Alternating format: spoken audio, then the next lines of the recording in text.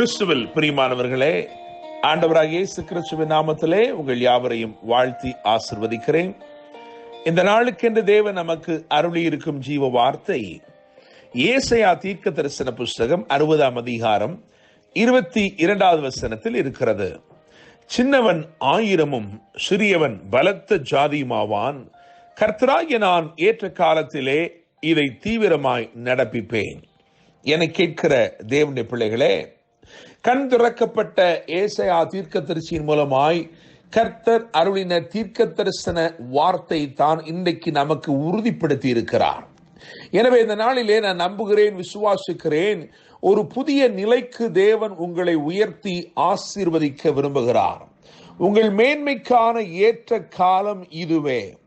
கிறிஸ்து இயேசு என்னும் மகிமையின் ஒளி உங்களிலே உதித்திருக்கிறபடியினால் நிச்சயமாய் நீங்கள் உயர்த்தப்படுவீர்கள். தேவனுடைய பிள்ளைகளே, 1000 என்று ஒரு நிலை இருக்கிறது என்று சொன்னால், அந்த நிலையிலே தேவன் இன்றைக்கு உங்களை நடத்தும்படிக்கு விரும்புகிறார்.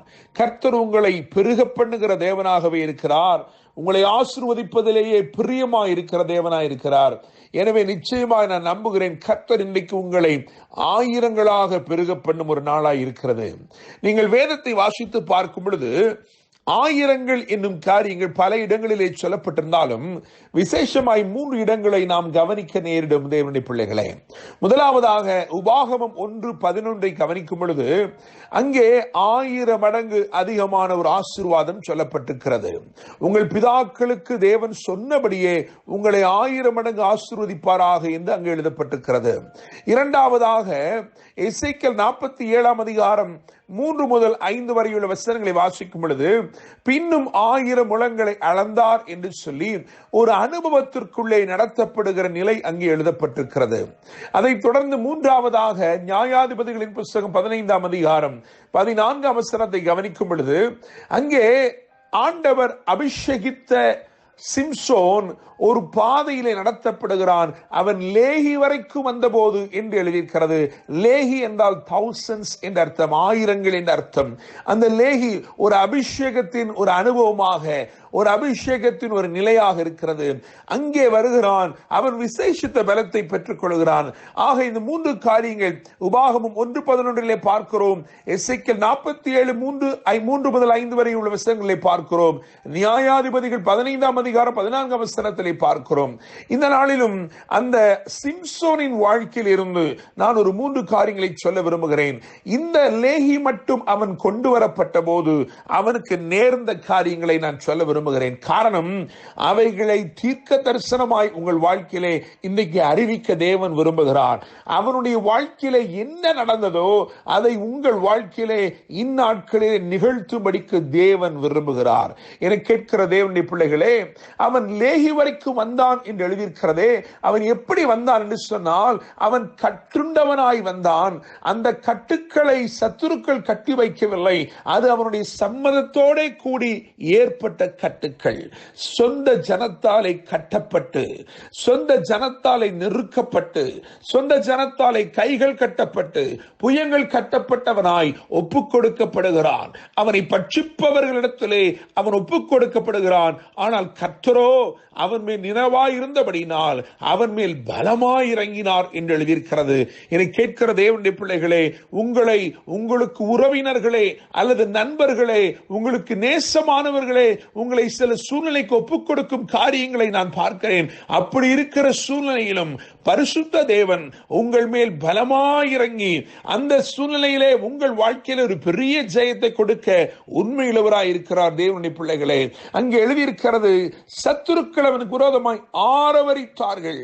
கட்டப்பட்டிருக்கிற சிம்சோனை பார்த்து அவன் அடங்கிவிட்டான் என்று நினைத்து ஆரவரித்தார்கள் என்று எழுதியிருக்கிறது.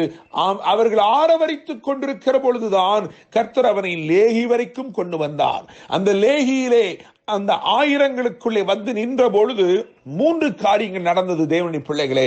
அந்த மூன்று காரியங்களையும் இன்றைக்கு தீர்க்க தரிசனமாய் சொல்லுகிறேன். அவைகளை கர்த்தர் உங்கள் வாழ்க்கையில் அப்படியே சம்பவிக்கப்படுவார்.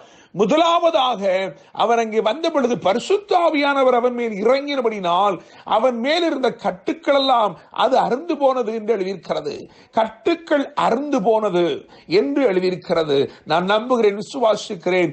ஒருவேளை கட்டுக்கள் உங்கள் சம்மதத்தோட கூடியிருக்கிற கட்டுகளாயிருக்கலாம், உங்கள் பலவீனத்து நிமித்தமாக ஏற்பட்ட கட்டுகளாயிருக்கலாம். இன்னைக்கு கர்த்தர் முதலாவது ஒரு விடுதலை கூறுகிறார். அந்த கட்டுக்கள் அறுந்து போயின என்று எழுதியிருக்கிறது. அந்த கட்டுக்கள் அறுந்து போனதுதான் முதல் அற்புதம். எனவே லேகி வரைக்கும் கர்த்தர் உங்களை கொண்டு வருகிறார். தீவிரமாய் நடப்பிப்பேன் என்று வாக்கு கொடுத்திருக்கிறார். அப்படி கொண்டு வருகிற தேவன் முதலாவது உங்கள் வாழ்க்கையை தீவிரமாய் செய்கிற முதல் காரியம், உங்கள் கட்டுக்களை எல்லாம் அவர் அறுந்து போக செய்கிறார். கட்டுக்கள் அறுந்து போன உடனே சம்பவித்த இரண்டாவது காரியம் என்ன தெரியுமா? ஆரவாரங்கள் அடங்கி போனது. யோசித்து பாருங்கள். அவன் கட்டுண்டவனாய் இருக்கிறான் என்பது நிமித்தமாக ஆரவரித்தவர்கள் இப்பொழுது அடங்கி போனார்கள். காரணம், அவர்களுக்கு தெரியும் அவனுடைய கட்டுக்கள் அவன் மேல் இல்லை என்று சொன்னால் அவன் கட்டுக்கடங்காதவனாய் இருப்பான். அந்த பலத்தை ஒருவராலும் அடக்கி போட முடியாது என்பதை அவர்கள் அறிந்திருந்தார்கள். இன்னைக்கு பரிசுத்த ஆவியானவர் உங்கள் மேல் வந்து இறங்குகிற பொழுது அல்லது உங்களுக்குள் இருந்து கிரியை செய்கிற பொழுது அந்த பலத்தை, அந்த வல்லமையை தேவ ஜனங்கள் அல்லது சத்துருக்கள் நிச்சயமாய் கண்டுகொள்ளும்படி கர்த்தர் செய்வார்.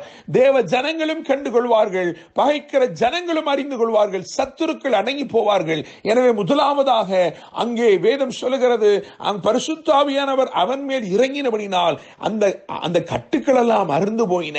எனவே அறுந்து போக வேண்டிய கட்டுக்கள் அறுந்து போகும். உங்களுக்கு விரோதமான ஆர்ப்பரிப்புகள் அடங்கி போகும். மாத்திரமல்ல, மூன்றாவதாக அற்பமான அந்த பச்சையான எலும்பு ஆச்சரியமான ஆயுதமாய் மாறிற்று. என கேட்கிற தேவனுடைய பிள்ளைகளே, இன்னைக்கு கர்த்தர் உங்களை தீவிரமாய் நடத்த போகிறார். ஆயிரங்களுக்குள் நடத்த போகிறார். காரணம், உங்களுடைய மேன்மைக்குரிய ஏற்ற காலம் வந்திருக்கிறது. இந்த நாட்களிலே அவர் அப்படியா உங்களை நடத்துகிறபடினால் முதலாவதாக அருந்து போக வேண்டியவைகள் அருந்து போகிறது. இரண்டாவது, உங்களுக்கு விரோதமான ஆரவாரங்கள் எல்லாம் அடங்கி போகிறது. மூன்றாவதாக அற்பமானவைகள் எல்லாம் ஆச்சரியமான ஆயுதமாய் மாறுகிறது. கர்த்தர் இந்த வார்த்தையின் மூலமாகவே உங்களை பெருக பண்ணி, ஆயிரங்களாய் பெருக பண்ணி ஆசீர்வதிப்பாராக. என்றும் அன்புடன் pastor Daniel Moses. God bless you.